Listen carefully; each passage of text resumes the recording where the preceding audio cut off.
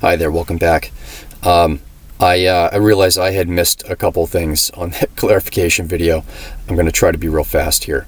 I want to mention my relationship with Dave for quite some time had been unhealthy. It had been and I just didn't want to see him. I don't think a landlord should be present as often as he was, or in his case, he was a property manager who was far too present. You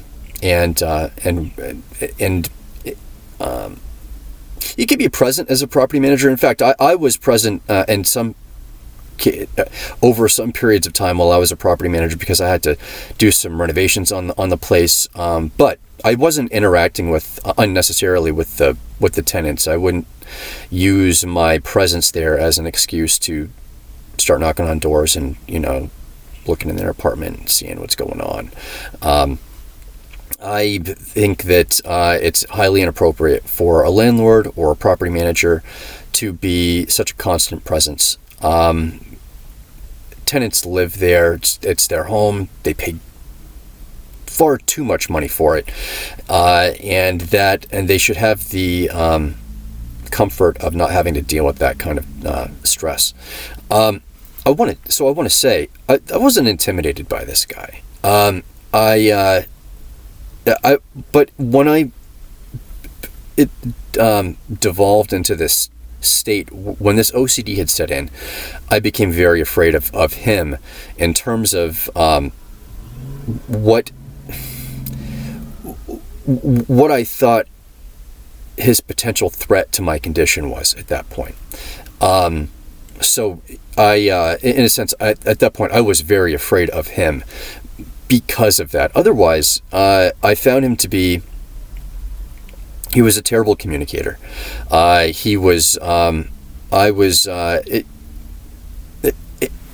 If he didn't have the authority over me, the ability to essentially destroy my life by rendering me homeless, on a very human level, when you take that artificial sense of power away from him, he was not someone who I was fully capable of dealing with that man, and he would pose no threat to me if the dynamic were different, if he did not have that artificial power dynamic over me. Which is a really unfortunate aspect of our society, where our society relies, I think, far too heavily on authority. And I guess I don't want to get into that. That's a whole philosophical thing. But in terms of he as an individual, I was not. I felt perfectly capable of dealing with him. And in fact, he was not capable of having a reasonable discussion without getting flustered and getting very out of control. He would resort to ad hominem, tactics when a discussion that didn't need to become an argument, just simply an interaction. That was a transfer of information that did not need to devolve into any sort of argument, became an argument. And he would present things that really weren't problems. He saw them as problems because he was too incapable of seeing, I think, he just wasn't a bright guy, I don't think.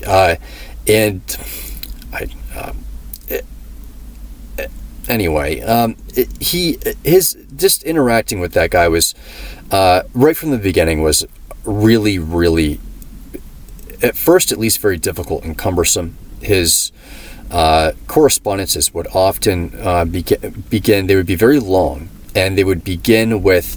I would begin reading them, whether they're emails or texts, and I would think that I have, and I understand what it is that he was, wanted, what he was requesting of me. But by the end of the correspondence, I had no idea. The correspondence would often be full of contradictions. And what that would end up requiring in the beginning, it would require more and more correspondence. I'd have to follow up with him asking what he actually meant by something.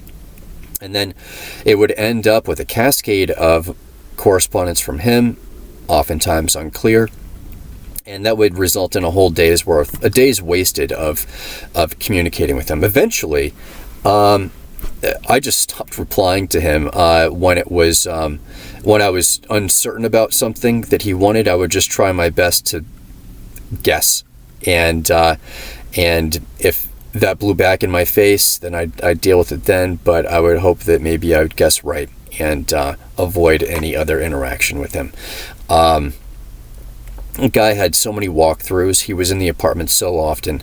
And for years, he wouldn't give any notice. It was, sometimes right that day. Eventually, after time and time again, with myself and the upstairs neighbor really took point on this because he knew that Dave really didn't like me. I was glad that he took point on this, and he really tried to assert that he needs to give at least 24 hours before. And he never really did that. He would give the evening before. He'd say, I'm going to be there 8 or 10 o'clock in the morning or something. But the walkthroughs were just unnecessarily often. I never did walkthroughs when I was a property manager. I had to go through and I might have to check fire, smoke detectors and carbon monoxide detectors and things like that. But walkthroughs just to kind of poke around. I never did that sort of thing.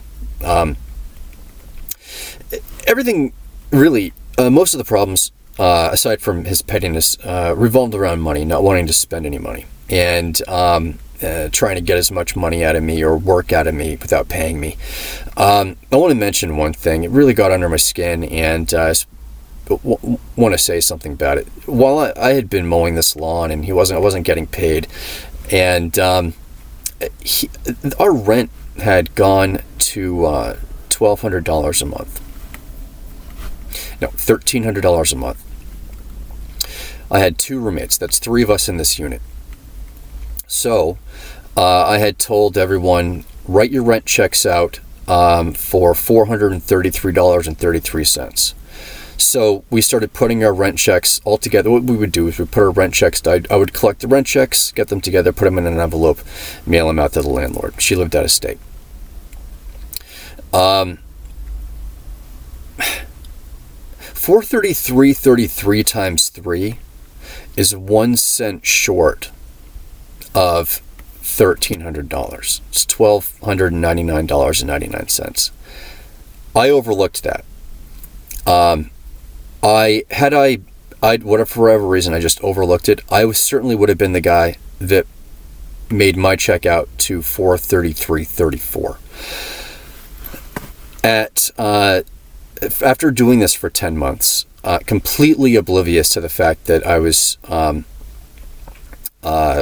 failing to pay that extra cent of rent per month, I received a really nasty text from Dave stating, I wish I had it. I saved it, but the phone that I had saved it on broke. I saved that phone. I've saved that phone. I wanted to pull that text. I was hoping I could fix it. Pull that text back up. It was so absurd. It was. It said it was pretty long.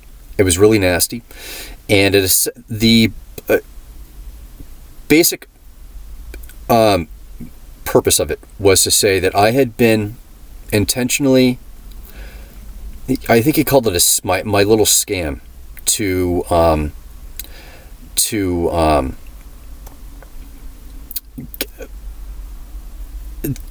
get money out of Myra. Myra was the landlord, and that really it was just it was full of it was just very venomous, and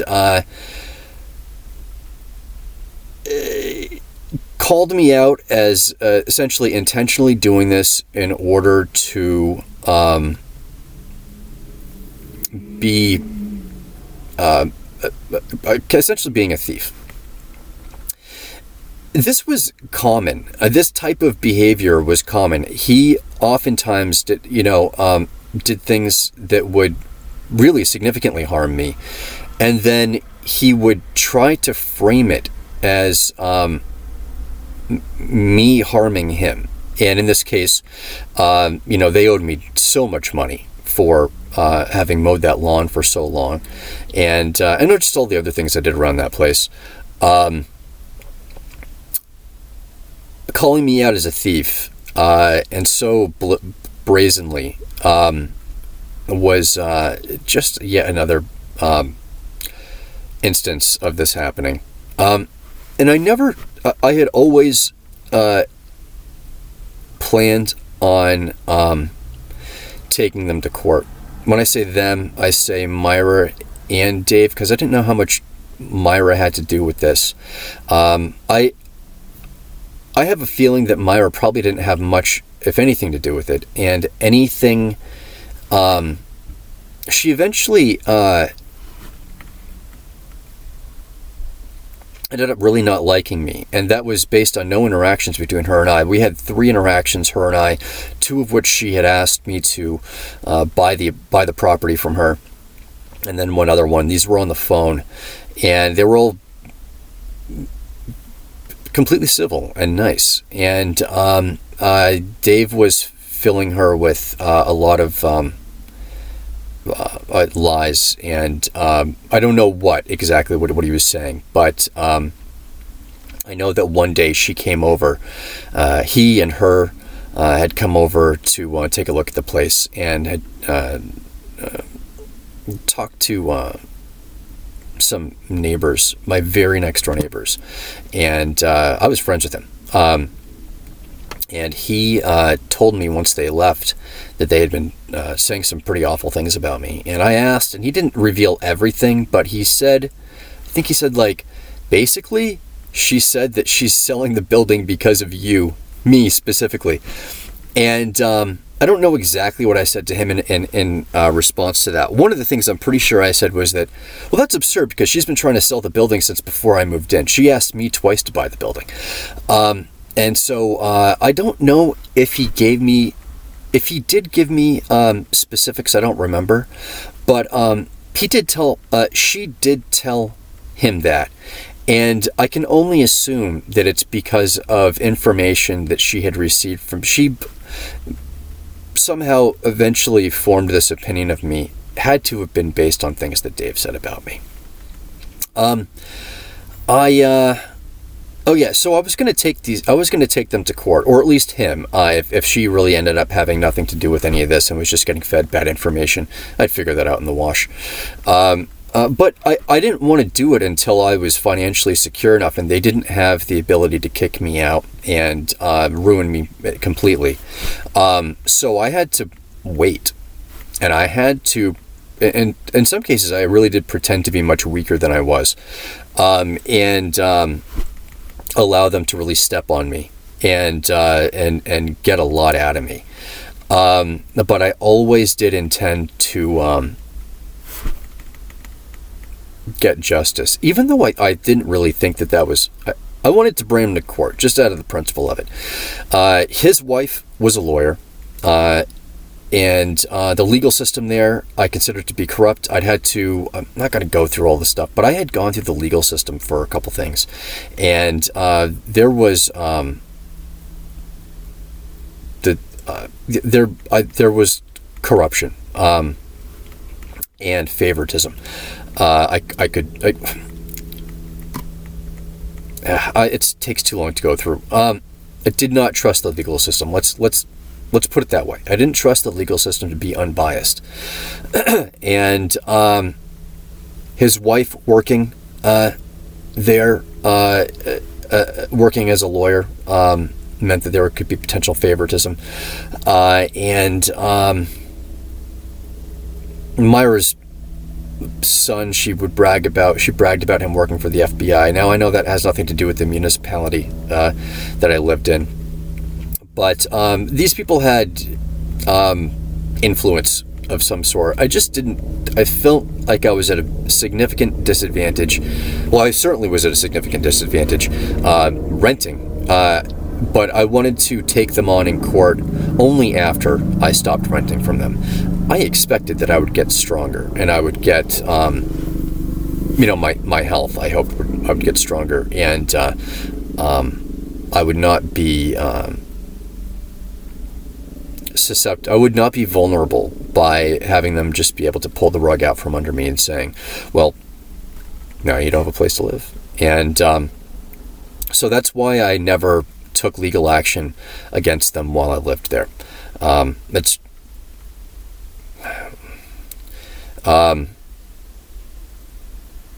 one thing I'm going to mention is that over the years I've lived in that city for about 15 or 16 years, and I became involved in the local politics there. I was involved in my community, and I didn't like the municipality.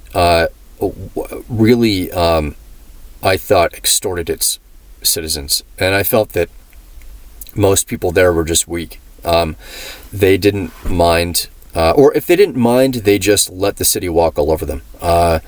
Parking tickets like I've never seen in my life for parking right outside of your apartment. I had boots on my vehicle, I think 10 times over the course of that time I lived there. Unlawful parking tickets. I mean, you'd park, they would put unreasonable signs right outside of your apartment where you can't park, or you'd have to move your car every hour or two. And even by following those signs, sometimes you would get a parking ticket. And the only thing you could do is take your day off work, go fight that, and they would never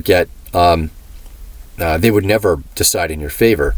The city treated its citizens like an ATM, in my opinion, and I was absolutely fed up with it. And I had encountered interactions because of these issues and because of other issues. I had brought things to attention to City Hall on other occasions, and been given resistance. And in the course of conversation, mentioning, I'm a taxpayer. I've lived here for a very long time. I contribute to this city. And on multiple occasions by city officials, I was told, first they would ask, always, do you rent or do you own? And I would say, well, I rent. And shortly after the first interaction, I realized where this interaction was going, because every single time they asked that question, what they would follow up with was, well, you're not a taxpayer. If you don't own, if you're a renter, you're not a taxpayer. Now, to anybody, if anybody's watching this, that's not true. Don't let anybody tell you that and get away with it. It's absolutely not true. You may not give you may not give taxes directly to the city, but as a renter, your rent, which far exceeds in an order of magnitude the taxes that your landlord pays. Your landlord only pays those taxes and owns that building there because you rent there. You are a taxpayer. It's untrue, and the reason I mention this in this particular instance is because there were so many city officials willing to resort to this false claim, completely arguable. I think with reasonable people, I could have stood my ground with this argument. But when you have a city that is occupied by officials who share this philosophy that renters do not contribute to tax dollars there, essentially meaning that they don't amount to, that an issue coming from a citizen who does not own is not important. Further solidified my opinion that I would not receive a fair and unbiased day in court. I could have been way better at explaining that. I'm sorry. Let's just move on. Actually, I'm going to stop here.